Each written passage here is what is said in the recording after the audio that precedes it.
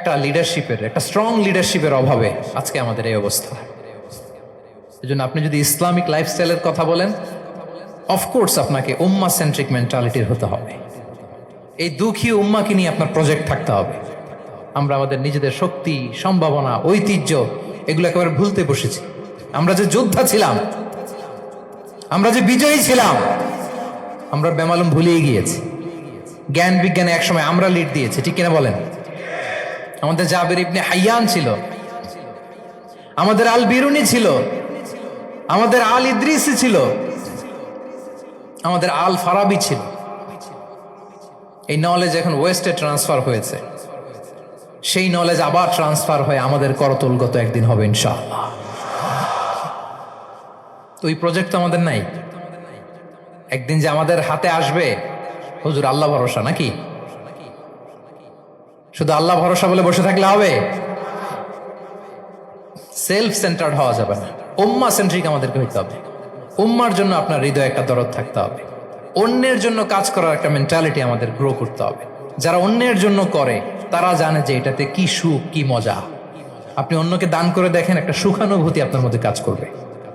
এবং রাসূল সাল্লাল্লাহু আলাইহি ওয়াসাল্লাম বলেন, আল্লাহু ফি আউনিল আবদি মা দামাল আবদু ফি আউনি আখিহি। আল্লাহ তাআলা ততক্ষণ পর্যন্ত বান্দার সাহায্যে থাকে, ওই বান্দার, যতক্ষণ পর্যন্ত এই বান্দা তার ভাইয়ের সাহায্যে থাকে।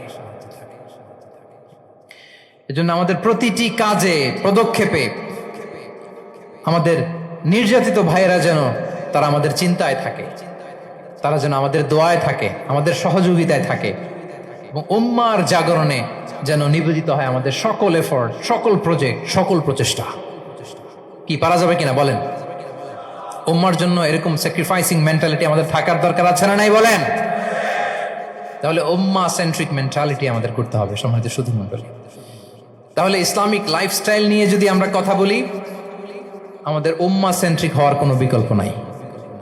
আমি যদি পুরো আলোচনার সামারি করি, তাহলে বলতে হবে, শুরুতে আমি যেটা বলেছিলাম যে এখানে পিক অ্যান্ড চুজ করে ইসলামিক লাইফস্টাইল অ্যাডাপ্ট করার আমাদের কোনো সুযোগ মনে আছে? যে কথা দিয়ে শুরু করেছিলাম, পিক অ্যান্ড চুজ করা যাবে মন মতো না, পুরোটাই মানতে হবে।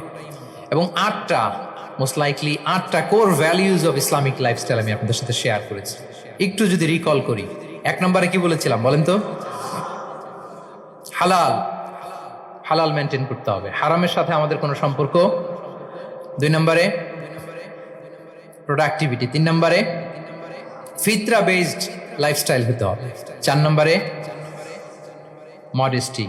5 নম্বরে হতাশ হওয়া যাবে না, মনকে তুমি বুঝিয়ে বলো আল্লাহ আছেন আমার সাথে, অপটিমিজম। তারপরে আল্লাহর উপর ভরসা করা, গ্রেটফুলনেস। 7 নম্বরে কোনো কিছু না করে,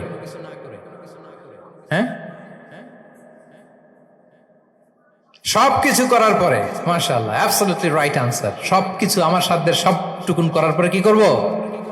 কার উপর তাওয়াক্কুল করব, এবং আমরা উম্মাহ সেন্ট্রিক চিন্তা লালন করব, উম্মাহ কেন্দ্রিক। পারা যাবে তো? এই কোর ভ্যালিউজগুলো যদি আপনি মেনটেন করেন, this would be the Islamic lifestyle. সম্মানিত সুধী, ইসলাম আমাদেরকে যে লাইফস্টাইল প্রেসক্রাইব করেছে, সেই প্রেসক্রাইব লাইফস্টাইলই আমাদেরকে সাবস্ক্রাইব করতে হবে। এর বাইরে মুসলিমের কোনো লাইফস্টাইল থাকতে পারে? এর বাইরে অন্য কোনো লাইফস্টাইল আল্লাহর কাছে গ্রহণযোগ্য হতে পারে? আল্লাহ তাআলা আমাদের সবাইকে কথাগুলো বোঝার ও আমল করার তৌফিক দান করুন।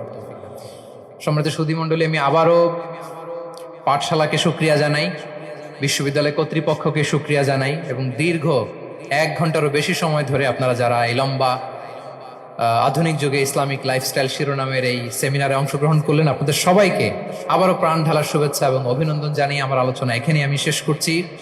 হাযা মা ইনদি ওয়াল ইলমু ইনদাল্লাহি আলাইহি তাওয়াক্কালতু ওয়া ইলাইহি উনীব। ওয়াসসালামু আলাইকুম ওয়া রাহমাতুল্লাহি ওয়া বারাকাতুহু।